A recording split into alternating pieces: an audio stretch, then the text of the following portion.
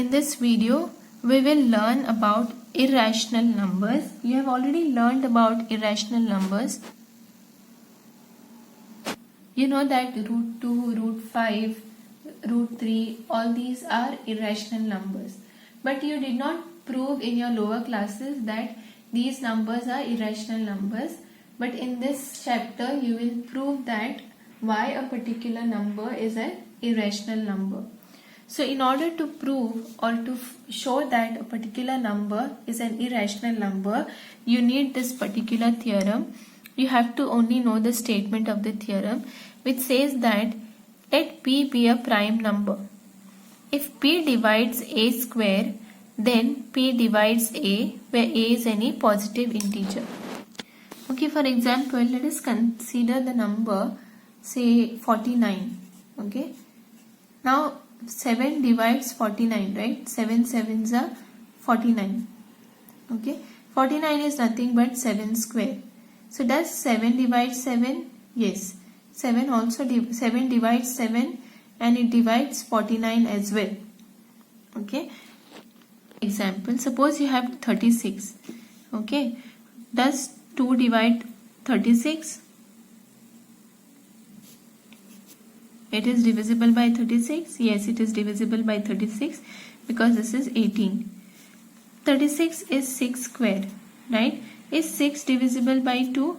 Yes, 6 is also divisible by 2. 6 is divisible by 2 and 6 square, which is 36, is also divisible by 2. So this theorem is nothing but the same thing. It says if you have a prime number p and if suppose this prime number p, it divides a square. Okay, if it divides 6 square, then it should divide 6 as well. Okay, so it should divide 6 as well. So let p be a prime number. If p divides a square, then p divides a, where a is any positive integer. Now using this theorem, we are going to show why different all the rational numbers, some of them we are going to see they are irrational. Why some of them are irrational numbers. So let us take the first one, which says you have to show that root 2 is irrational number. You know that it is irrational number, but you have to prove that it is irrational number. So let us start the proof.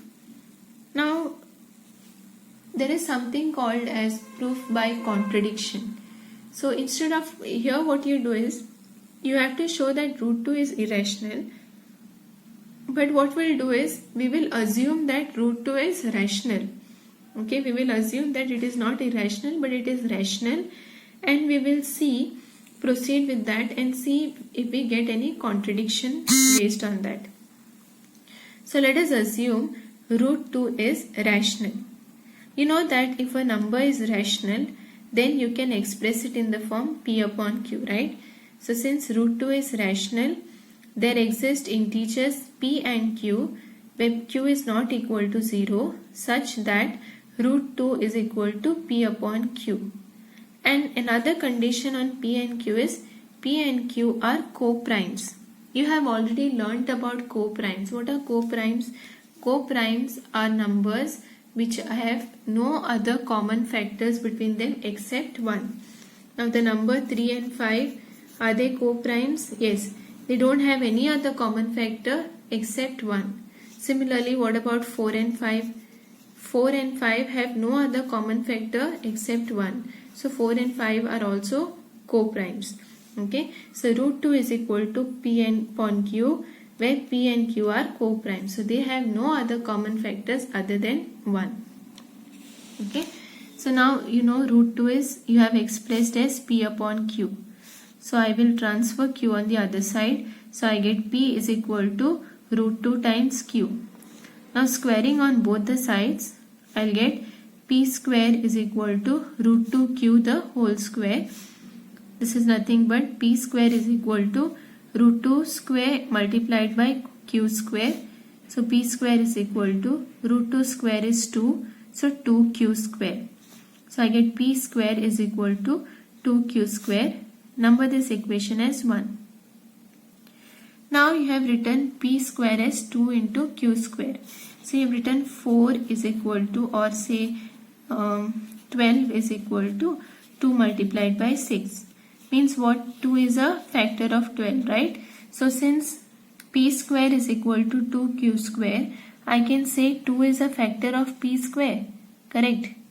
In other words, means what? Something is a factor of this means this number can divide 12, right? 2 can divide 12. If 2 is a factor, it can divide 12. So similarly, since 2 is a factor of p square, it will divide p square, right? Therefore, 2 divides p square. Now we just learned the theorem that if a prime number p divides a square, then it will also divide a. So since 2 divides p square, 2 divides p by theorem 1. Now I said that if a number divides 12 means what? 2 divides 12 means I can write 12 as 6 into 2. That is what it means, right? So I can write p as 2 multiplied by some integer a. Okay, so since 2 divides p, I can write p as 2 times some integer. So if I say 2 divides 6 means 6 is 2 into 3, where 3 is your some other integer. So similarly, 2 divides p means p can be written as 2 multiplied by some number a, where a is some integer. Now I will substitute p is equal to 2a in equation 1. So if I substitute, I will get, instead of p I have 2a, so 2a the whole square is equal to 2q square. This is 4a square is equal to 2q square. I can cancel these 2's, so I'll get 2a square is equal to q square. Now since q square is 2 times a square, means 2 is a factor of q square, right? Therefore 2 is a factor of q square. If 2 is a factor of q square, 2 will divide q square. So 2 divides q square. Then by the theorem that we have learned, 2 divides q as well. Okay, by theorem 1. Means what? Q can be expressed as 2 times some integer b, right? So q is equal to 2b. So from these two cases, p is 2a and q is 2a, means what? P and q both have a common factor 2, right? 2 is a factor of p as well as 2 is a factor of q. But we had assumed in the beginning that p and q are co-primes, so they cannot have common factors. So this contradicts the fact that p and q are co-prime. That is, they have no common factors other than 1. But here we are getting common factor 2. So what we had assumed? We had assumed that our root 2 is a rational number. So this assumption must be false, right? So therefore we write our assumption that root 2 is a rational number is false.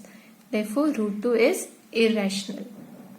This is a very important theorem which you should know, or example that you should know, which is mostly asked for the exams. Now we will solve some more examples based on now this concept that we have studied. Okay. Now show that 5 minus root 3 is irrational. When you are asked to show something is irrational, you start the same way. Okay. Let us assume that 5 minus root 3 is rational. Now since it is rational means there exist integers p and q such that 5 minus root 3 can be expressed in the form p upon q, where q is not equal to 0 and p and q are co-primes. Okay. Now what I will do is I will take p upon q on the other side and root 3 on the other side. So I get 5 minus pq is equal to root 3. So what is root 3? Root 3 is equal to this, I will multiply here. So 5q minus p upon q. Okay. So I can write root 3 as 5q minus p upon q, and I am substituting for 5q minus p as r. So I have written root 3 as r upon q. Now q is already an integer. Now q is an integer, p is an integer, then 5q minus p is also an integer. This is closure property of integer that you have studied, right? So since p and q are integers, 5q minus p is also integer, means r is also integer.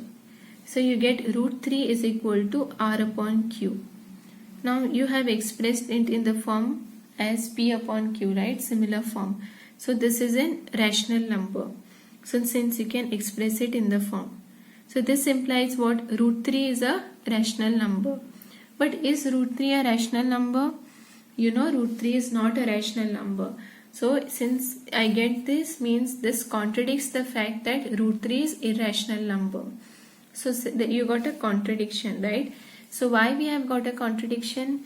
Because our assumption that 5 minus root 3 is rational is false. Okay, so this assumption is false. So 5 minus root 3 must be irrational. Now let us see another example. Here you have to show that 3 upon root 2 is irrational. Now you must be wondering how to isolate the numbers. Now if you see 5 minus root 3, you know root 3 is irrational, right? So if you isolate, or if you get root 3 on one side, on the rest of the numbers on the other side, then you will get a contradiction. Similarly, here you have 3 root 2. You know already root 2 is irrational. So I have to try to isolate root 2, or write root 2 on one side and the rest of the number on the other side. So we'll see this. Show that 3 root 2 is irrational. So same step. Let us assume that 3 root 2 is rational. Therefore there exist integers p and q such that 3 root 2 is equal to p upon q. Now I told you have to isolate root 2. So how will you do it? This is multiplied here. So I'll keep root 2 here and transfer 3 on the other side. Since it is multiplied, when you take it on the other side, it gets divided. So you get root 2 is equal to p upon 3q. Okay, so I'll write it as root 2 is equal to p upon r, where r is equal to 3q. Now q is an integer, then 3q is also an integer, right? So your r becomes an integer. So now you have expressed root 2 in the form p upon r, okay, some integer p upon r, means you have expressed root 2 in terms of a rational number, right? So root 2 is equal to p upon r, where p and r are integers and r is not equal to 0. Now this implies root 2 is a rational number. But is root 2 a rational number? No. So this contradicts the fact that root 2 is irrational. So our assumption that 3 root 2 is rational is false. So what we had assumed that 3 root 2 is irrational is false. Therefore 3 root 2 has to be rational.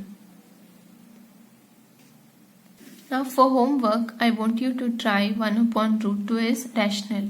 Same thing you have to assume, and you will take 1 upon root 2 is equal to p upon q, right? Now you have to try to isolate root 2.